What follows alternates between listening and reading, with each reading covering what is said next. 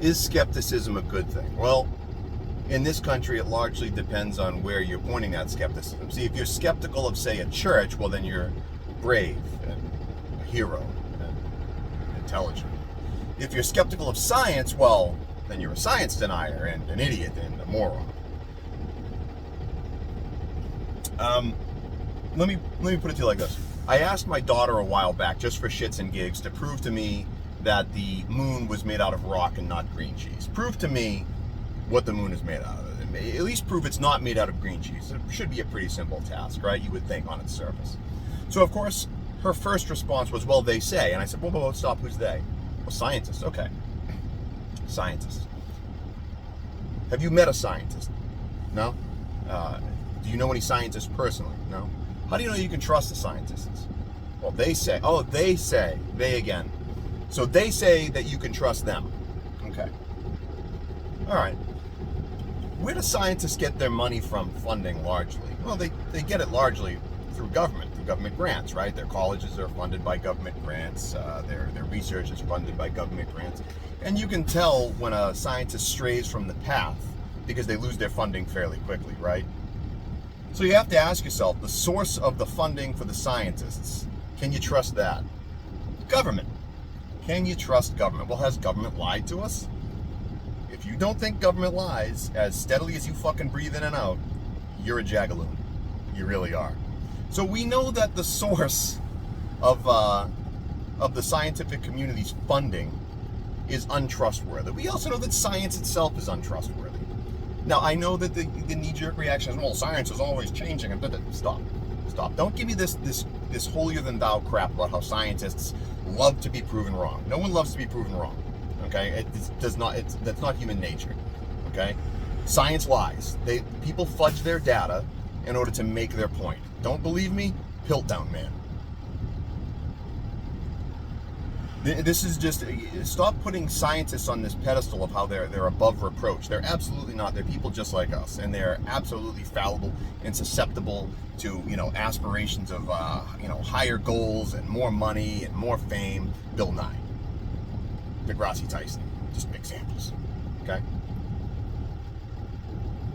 So then you look at other things, right? Once you've established that, okay, maybe I shouldn't trust the scientific community and their source of funding, the United States government, as like some kind of holy doctrine that is above reproach.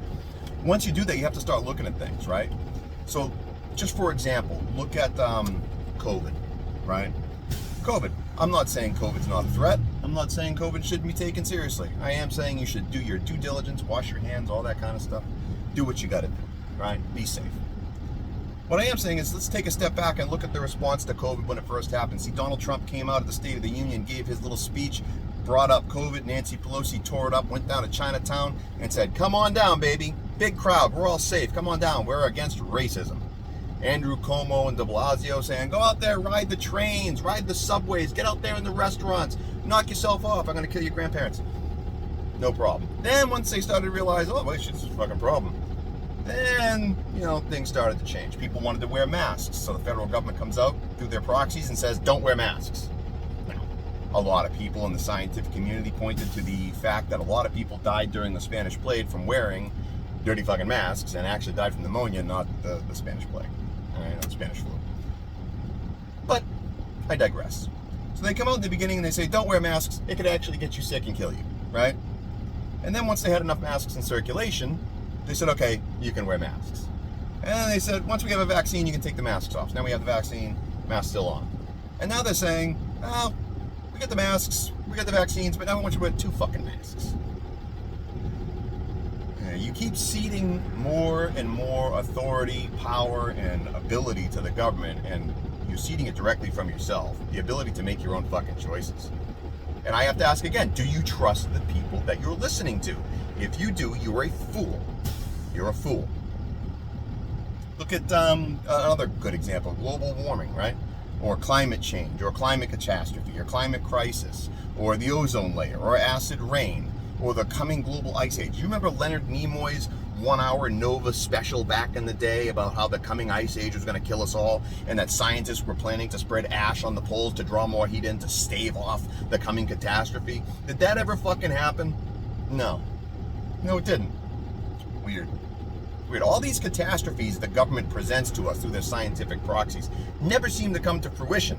But the one thing that does steadily fucking happen with all of these fucking emergencies is the government manages to wrangle itself more power and authority and money. And you manage to give it up.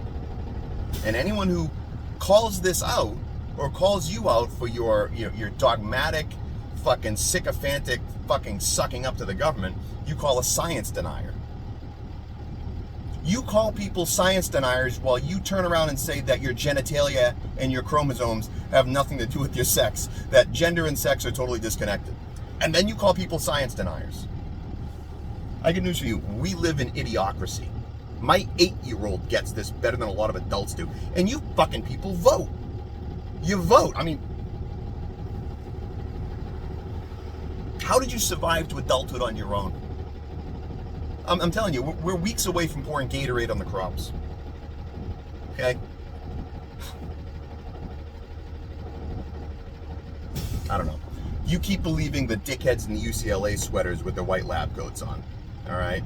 With the guys stuffing government grant checks in their fucking pockets. You keep believing them. You believe them hook, line, and sinker. You jump on every word they say like a bitch in heat.